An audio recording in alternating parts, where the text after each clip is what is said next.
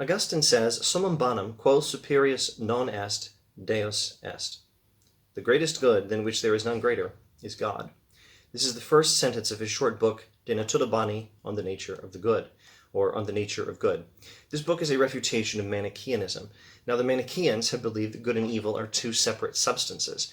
Augustine, in this book, argues that goodness is built into the very structure of reality, so whatever exists is good. There's no such thing as an evil substance. There's only good substance, and then evil, which is not a thing in itself, but a lack of goodness in a thing. Evil is a lack in a thing of the goodness it is meant to have. Evil is not a positive thing. It's like evil is to good what cold is to heat or dark is to light.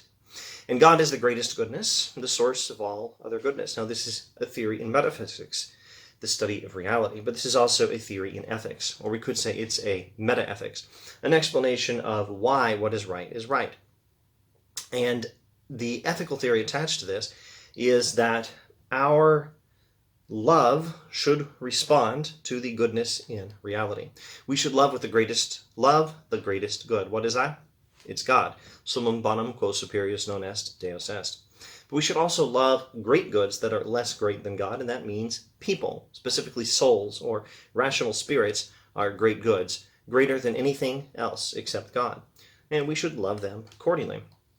At this point, I think I'll just read a bit from my second book on Augustine, which is now open access on the publisher's website. That book is called Reason, Authority, and the Healing of Desire in the Writings of Augustine.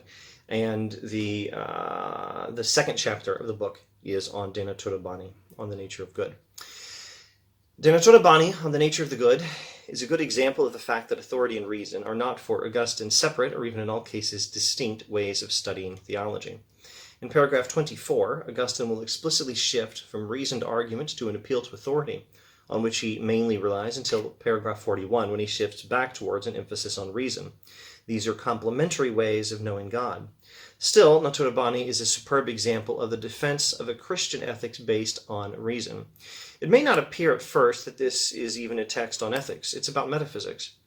To conclude that it is not about ethics is to misunderstand a key truth, perhaps a truth about life, but certainly a truth about ancient and medieval thought, that ethics and metaphysics are linked. Let me explain it the way I often do for my students. The pre-Socratic philosophers studied metaphysics. They wanted to know what the universe is made of. Socrates, as Aristotle put it, then brought philosophy into the city, meaning that he turned to a study of ethics. Socrates wanted to know what is the right way to live, what the human and social virtues are, and so on. Socrates, it seems, did not much care whether the universe was made of water, fire, air, atoms, or whatever. Why should I care about such things? What really matters is knowing how to live the good life. Then along came Plato, Aristotle, Epicurus, and dozens of others, at least until Thomas Aquinas, who studied both ethics and metaphysics. For, they think, how can we know what the good life for human beings is unless we know what sort of universe we are living in and what sort of beings we are who are living in it? Natura Boni, De Natura Boni, is a work of meta-ethics, not a direct study of what is right, but of what makes it right. And of course, there are immediate implications for what is right, and they have much to do with what we should love and what we should desire. Augustine argues against the Manichaeans that there is no such thing as an evil nature. All natures are good. This is quite the metaphysical insight. Goodness is built into the structure of reality. And just as reality is hierarchical, with God at the top and matter at the bottom, so what we should love is hierarchical. We should love God above all and love what is created by God with the love due to it. Created things have a lesser degree of reality and a lesser degree of goodness and should be loved less, but they should be loved to an extent, for they possess some goodness. If they did not, they would not even exist. And that's as much as I'll read from the book. Now let me give you this summary.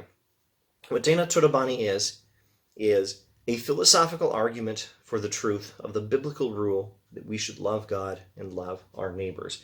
That's about as good as I could do for a one-sentence summary. The book itself, De Natura Boni, on the nature of the good, may be found in a decent, free, public domain translation at newadvent.org. You should find at the top of the page the word Fathers for Church Fathers. You click on that and you get a bunch of public domain translations of Christian Church Fathers. You can scroll down to Augustine and then find on the nature of the good. This is a newer translation and a better one. published by New City Press, of miscellaneous Augustine writings, and in it is The Nature of the Good. It's a highly recommended reading. It's only about 20 pages, so it's a good introductory reading for anyone interested in the writings of Augustine, early writing and anti-Manichaean writing, and a lovely book.